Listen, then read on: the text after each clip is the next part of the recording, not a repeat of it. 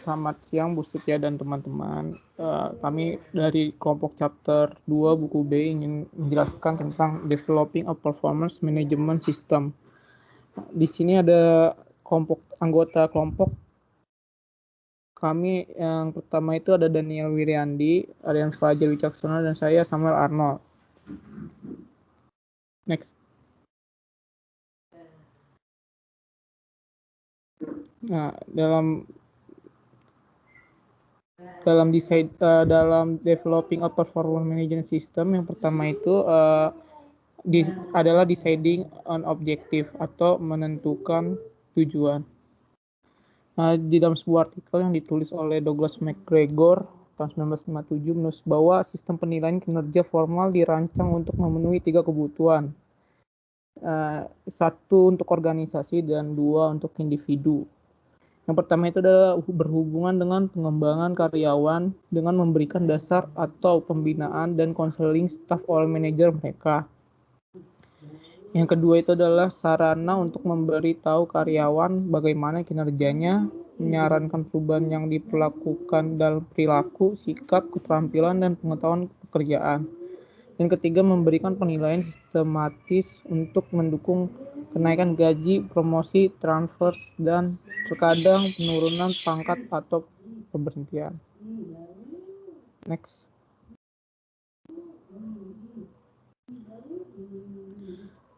Nah,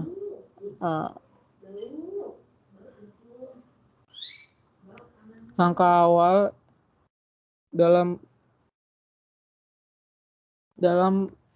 langkah awal yang penting dilakukan dalam sistem penilaian itu ada 2. Di sini ada performance planning and review dan personal and performance development.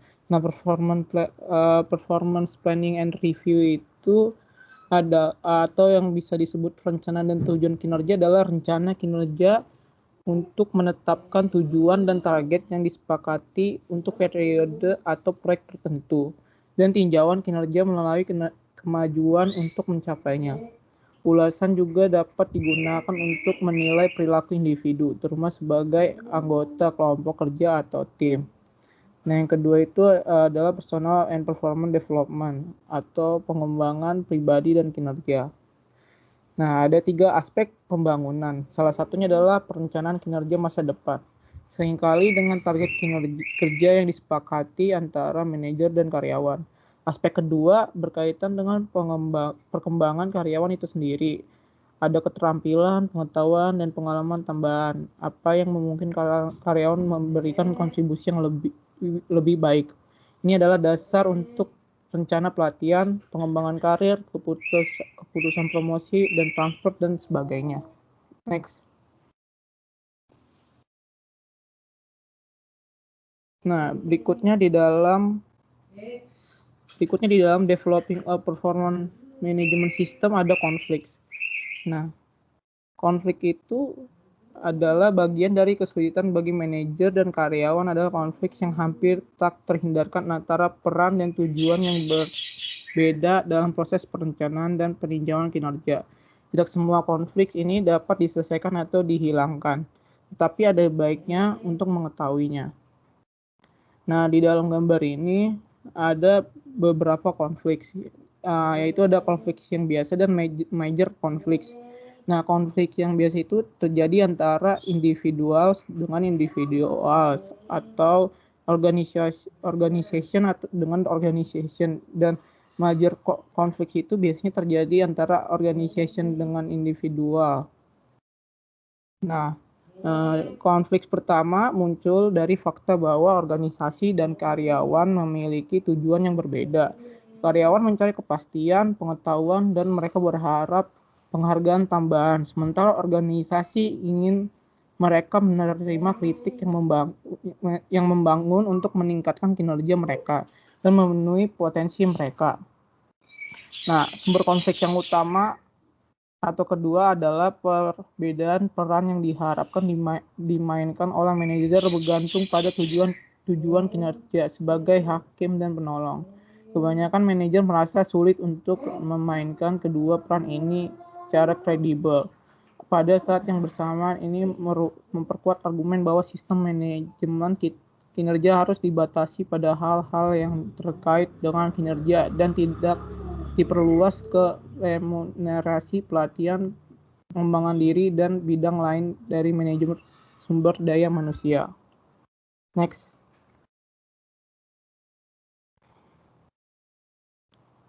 Nah, berikutnya adalah effective performance management system atau sistem manajemen kinerja yang efektif.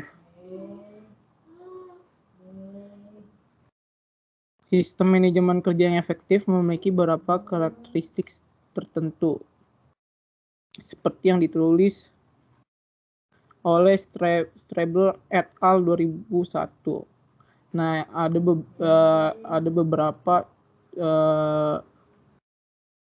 beberapa karakteristik tertentu yang menunjukkan kalau manajemen kinerja itu efektif. Yang pertama itu adalah sistem manajemen kerja memiliki tujuan yang jelas dan kriteria keberhasilan yang terukur.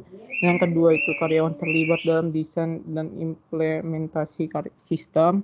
Yang ketiga itu ada sistem ini mudah dipahami dan dioperasikan. Yang keempat, jadikan penggunanya penting untuk mencapai semua tujuan manajemen. Yang kelima, sistem ini memungkinkan karyawan line of sight yang jelas antara tujuan kinerja mereka dan orang-orang dari organisasi. Next. Yang keenam itu adalah sistem ini berfokus pada kejelasan peran dan peningkatan kinerja. Yang ketujuh, fokus pada peningkatan kinerja terkait erat dengan pelatihan yang memadai dan infrastruktur pembangunan. Yang kedelapan, tujuan dari setiap hubungan langsung antara sistem manajemen kinerja dan penghargaan karyawan dibuat sangat jelas, dan pengamanan ekuitas dan transparansi yang tepat telah dibangun. Yang kesembilan itu ada sistem manajemen kinerja ditinjau secara berkala dan terbuka berdasarkan kriteria keberhasilannya sendiri. Next. Nah, di dalam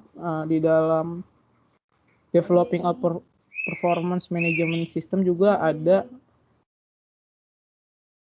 get the objective clear, di mana organisasi harus memiliki tujuan yang jelas dalam sistem performance planning dan review. Idealnya harus berfokus utama pada kinerja, yaitu mencakup kinerja apa yang diharapkan dan dicapai, serta bagaimana karyawan melaksanakan tanggung jawab pekerjaan mereka dan berhubungan dengan orang lain di tempat kerja.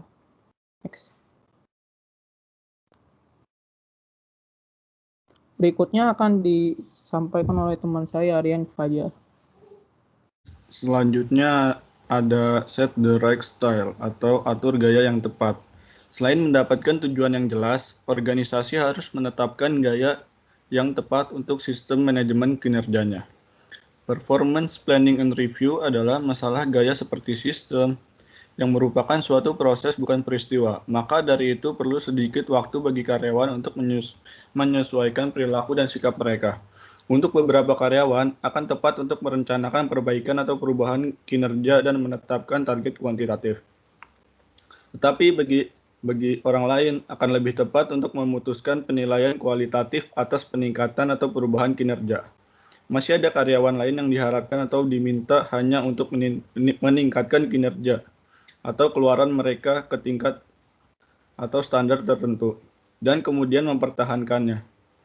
Dan beberapa jenis pekerja akan dinilai kompetensi mereka, yaitu untuk kemampuan mereka melakukan daripada untuk kinerja mereka yang sebenarnya. Anggota kelompok kerja tertentu mungkin dinilai untuk gaya keanggotaan tim dan kontribusinya, serta atau sebaliknya, dinilai untuk kinerja individu atau hasil kelompok. Selanjutnya ada review are part of a process. Tinjauan kinerja hanyalah bagian dari proses manajemen kinerja. Performance appraisal dengan implikasi penilaiannya menjadi performance planning and review dengan melibatkan pengelolaan, pengembangan, dan penghargaan kinerja. Semua elemen siklus harus ada dan diberikan penekanan yang tepat. Secara spesifik harus mengakui bahwa kualitas dan kegunaan performance planning and review discussion sangat dipengaruhi oleh kekuatan hubungan antara manajer dan kinerja. Manajer harus memberikan umpan balik, nasihat dan bantuan secara terus-menerus sehingga wawancara akhir tahun pada dasarnya merupakan ringkasan dari masalah yang telah didiskusikan. Perencanaan kinerja dan diskusi tinjauan ulang tidak dapat dengan sendirinya menghasilkan hubungan yang terbuka, saling percaya, dan saling bergantung antara manajer dan karyawan.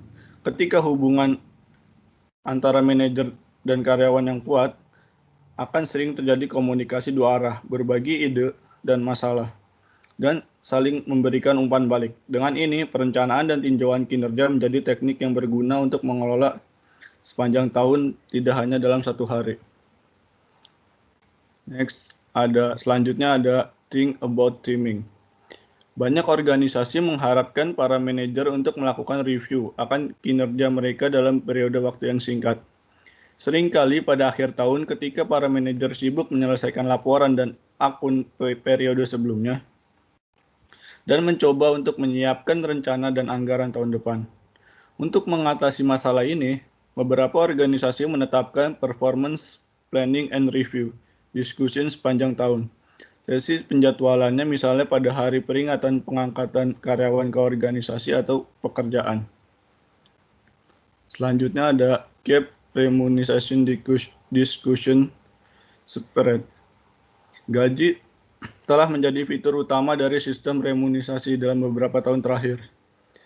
Meskipun ada banyak keraguan tentang keterkaitan antara gaji dan kinerja, dan banyak perdebatan tentang efektivitas sistem imbalan untuk bayar kinerja. Kita telah melihat bagaimana keterbukaan dan pengungkapan dalam diskusi kinerja dapat terpengaruh secara negatif jika karyawan berpikir mungkin ada konsekuensi negatif dan untuk keputusan tentang penghargaan mereka. Ini adalah salah satu konflik inheren penilaian kinerja. 2 poin lainnya harus dibuat. Pertama, jika karyawan kurang percaya pada sistem penilaian, mengapa mereka harus menerima keputusan remunerasi yang dihasilkan? Kedua, terlepas dari popularitas gaji mereka, faktanya adalah bahwa organisasi membayar orang lebih dari kinerja mereka. Selain itu, jika orang melihat hubungan langsung antara kinerja dan gaji, kemungkinan besar mereka akan fokus pada aktivitas yang menjanjikan peningkatan remunerasi, yang mungkin merugikan tanggung jawab pekerjaan mereka yang lain. Terlepas dari masalah ini, karyawan tampaknya merasa bahwa penghargaan harus didiskusikan selama tinjauan kinerja formal. Next, ada forms don't matter. Formulir hanyalah alat untuk mencatat apa yang telah dibahas dan disepakati.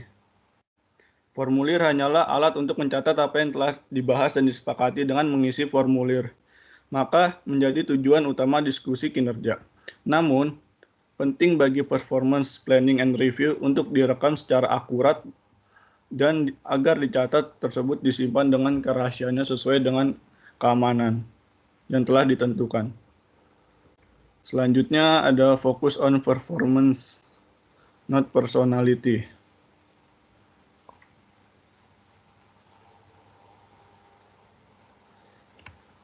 Ciri-ciri kepribadian sering muncul pada formulir penilaian. Dengan kinerja pekerjaan dimasukkan sebagai faktor sekunder.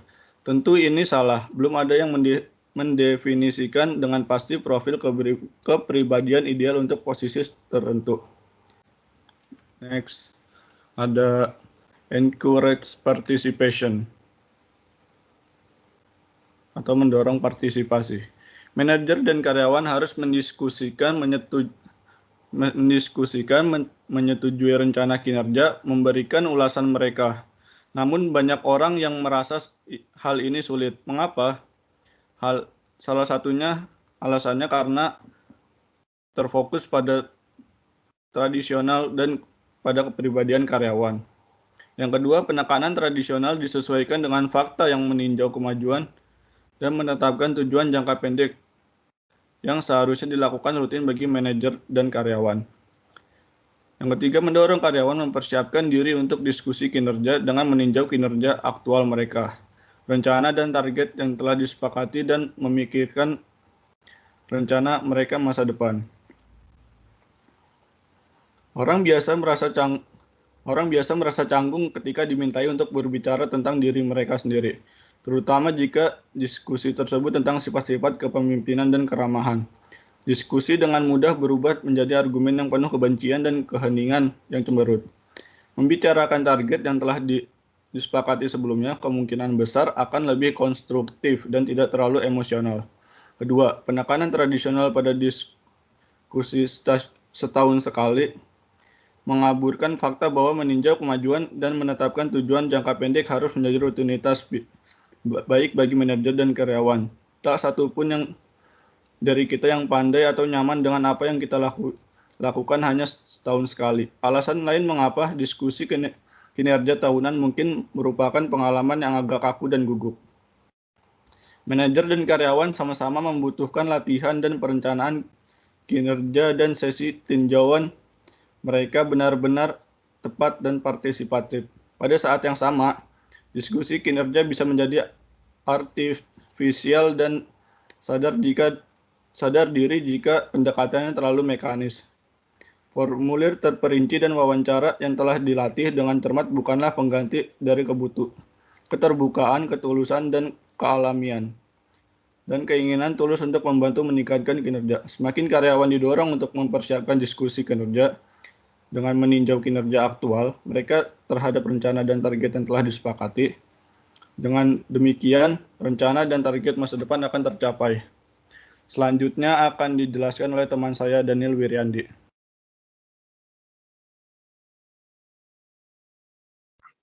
Ya, baik di sini saya akan menjelaskan tentang key performance planning and review in management hands, atau yang diartikan bahasa Indonesia yaitu pertahankan perencanaan dan tinjauan kinerja di tangan manajemen.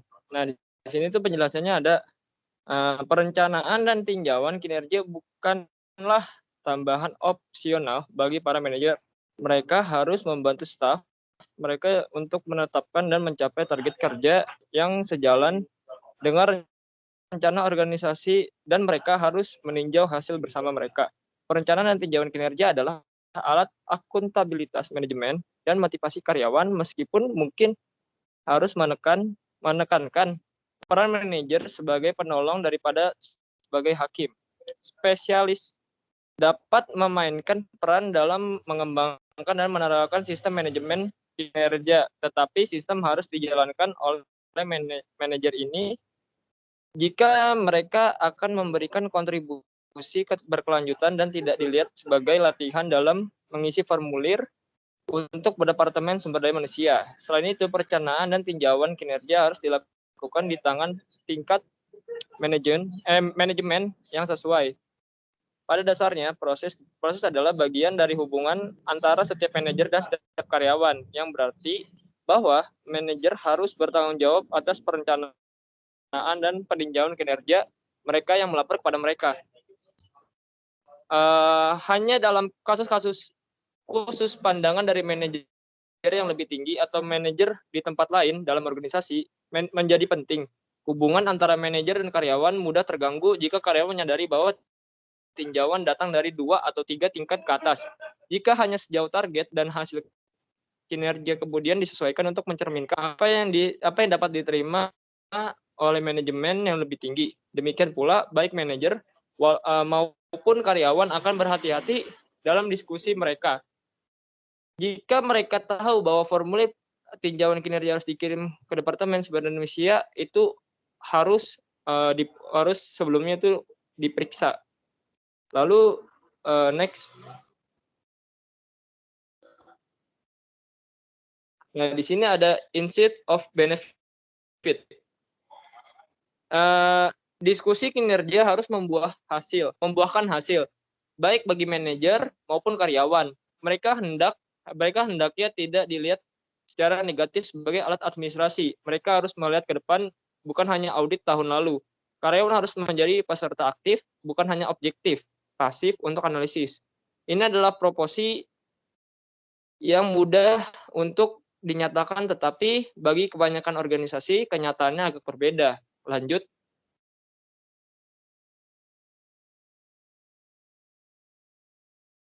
Nah, di sini ada overcoming objections.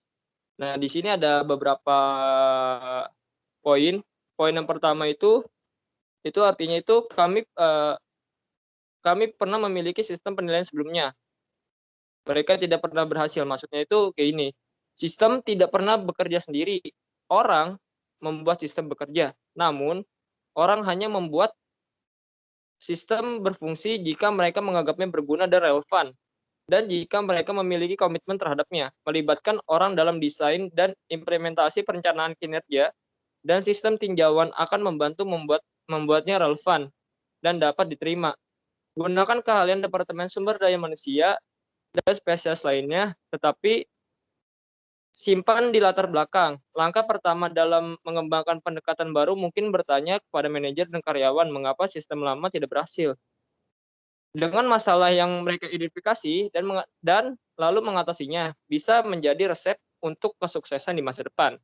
Lalu yang kedua, poin yang kedua itu ada artinya yaitu manajemen puncak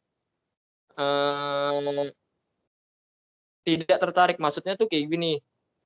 Jika manajemen puncak organisasi tidak secara aktif mendukung dan berpartisipasi dalam perencanaan dan tinjauan kinerja, tidak terlalu realistis untuk mengharapkan manajer lain menjadi antusias atau mengharapkan karyawan secara umum serius tentang sistem.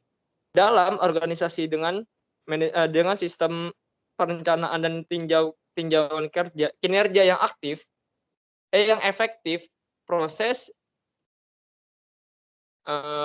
dimulai dengan kepala eksekutif dan manajer puncak dan dimiliki oleh semua manajer. Ini berarti bahwa mereka yang ingin mengembangkan atau memperkenalkan perencanaan dan tinjauan kinerja mungkin mencoba untuk mengidentifikasi dan mendorong satu atau lebih manajer puncak untuk memperjuangkan atau mensponsori gagasan tersebut. Poin yang ketiga yaitu ada I don't know how the system work. Maksudnya saya tidak tahu bagaimana sistem ini bekerja. Maksudnya itu begini. Perencanaan dan tinjauan kinerja terjadi setahun sekali di sebagian besar organisasi. Akibatnya, manajer dan karyawan tidak terus-menerus memikirkan perencanaan dan tinjauan kinerja. Mereka juga tidak memperkaitkan keterampilan dan teknik yang digunakan dalam diskusi pertunjukan. Untuk mengatasi masalah tersebut, organisasi perlu memiliki materi penjelasan yang memadai tentang perencanaan kinerja dan sistem reviews, serta cara kerjanya. Informasi ini mungkin perlu direvisi dan diterbitkan kembali sebelum setiap putaran diskusi kinerja atau jika ada siklus tahunan. Mungkin didukung oleh sesi pengarahan untuk mengingatkan manajer dan karyawan bagaimana sistem bekerja. Lalu di poin selanjutnya. Nah, lalu di sini ada poin selanjutnya itu there never any follow up or feedback. Maksudnya tuh begini. Dari pengalaman mereka, banyak karyawan memiliki sedikit alasan untuk berharap banyak hal akan terjadi sebagai hasil dari penilaian kinerja mereka. Oleh karena itu, tidak mengherankan bahwa orang bisa menjadi sinis tentang proses tersebut. Cara yang jelas dan mudah untuk mematahkan sinisme itu adalah dengan memastikan adanya tindak lanjut dan umpan balik. Manajer harus memastikan bahwa karyawan diberikan sumber daya dan dukungan yang mereka butuhkan untuk mencapai target yang disepakati, dan menyediakan waktu untuk pemeriksaan kemajuan rutin dengan karyawan. Ketika ada tindak lanjut dan umpan balik, karyawan akan balik ke perencanaan kinerja dan proses peninjauan yang bermanfaat dan akan lebih bersedia untuk berpartisipasi. Itu pada gilirannya akan membuat pekerjaan manajer lebih mudah dan menyenangkan. Lalu di poin selanjutnya itu ada it takes too much time. Artinya itu begini. Menetapkan target dan sasaran untuk berbagai jenis pekerjaan sangat penting untuk perencanaan dan tinjauan kinerja. Perbedaan dapat ditarik antara tujuan kuantitatif dan kualitatif dan antara tujuan dan standar kinerja. Setiap organisasi perlu memikirkan masalah ini untuk dirinya sendiri. Lalu di sini ada poin selanjutnya yaitu tentang my job can be measured. Maksudnya tuh gini, banyak organisasi membangun tinjauan triwulan atau 6 bulan menjadi siklus perencanaan dan tinjauan tahunan untuk memungkinkan lingkungan yang berubah dengan cepat. Namun, ada banyak pekerjaan di mana kegiatan prioritas dan tujuan tetap sama dalam jangka waktu yang lama. Dalam beberapa kasus, masalah dengan tujuan yang tidak relevan adalah bahwa tujuan tersebut awalnya ditetapkan dengan terlalu detail atau pada tingkat yang terlalu rendah. Lalu poin yang selanjutnya maksudnya gini, artinya banyak hal berubah terlalu cepat bagi kita untuk membuat rencana. Itu arti Indonesianya. Nah, lalu maksudnya itu apa? Maksudnya itu kayak gini, ada klise bahwa orang yang gagal membuat berencana untuk gagal. Tidak ada yang menyangkal bahwa organisasi saat ini beroperasi dalam lingkungan yang terus berubah dengan cepat. Dalam situasi yang kurang dapat diprediksi dan lebih tidak pasti, tapi tentunya ini meningkatkan kebutuhan manajer dan staf mereka untuk mengklarifikasi peran dan ekspektasi mereka secara teratur. Jika tidak, kekacauan dan kebingungan mungkin terjadi dan tampaknya dapat diterima dan dampaknya pun dapat diterima gitu. Lanjut. Nah, di sini ada contoh penerapan developing a performance management system di perusahaan. Contoh kasus di Ball Corporation tentang perubahan lingkungan internal yang merubah sistem secara keseluruhan. Ball Corporation adalah perusahaan pensuplai kemasan metal atau logam bagi hampir seluruh perusahaan makanan dan cat di seluruh dunia. Tim manajemen memperkirakan bahwa mereka akan dapat meningkatkan kinerja pabrik dengan menerapkan proses yang lebih baik. Hal ini ditindaklanjuti dengan menetapkan sasaran dan merubah perilaku karyawan. Program baru tersebut dimulai dengan melatih para pemimpin pabrik mengenai cara untuk meningkatkan menetapkan dan mengkomunikasikan sasaran kinerja harian. Mereka pada gilirannya mengkomunikasikan dan mengevaluasi pencapaian sasaran harian dengan mendistribusikan kartu skor tim pada tim kerja pabrik. Karyawan pabrik menerima pembinaan dan pelatihan khusus untuk memastikan bahwa mereka mempunyai keterampilan yang dibutuhkan untuk mencapai sasaran tersebut. Berdasarkan evaluasi manajemen dalam 12 bulan, paksa penerapan sistem yang baru pabrik tersebut dapat meningkatkan produksi sebesar 84 juta kaleng, mengurangi keluhan pelanggan sebesar 5% dan mendapatkan pengembalian atas investasi sebesar lebih dari 3 juta dolar. Maksudnya tuh di sini tuh itu menjelaskan tentang si Ball Corporation, dia tuh adalah perusahaan yang pensuplai kemasan metal atau logam bagi seluruh perusahaan. Nah, di Ball Corporation ini itu tuh diadakan pelatihan bagi karyawan-karyawan. Tujuannya agar apa? Tujuannya tuh agar si Ball Corporation ini itu tuh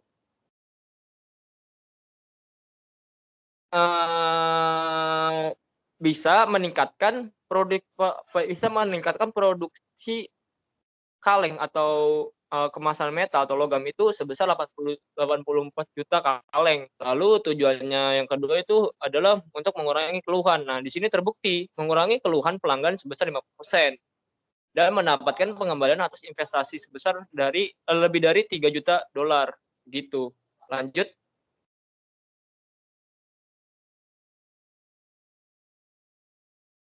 Nah, demikian dari presentasi kami. Kurang lebihnya kami mohon maaf. Assalamualaikum warahmatullahi wabarakatuh.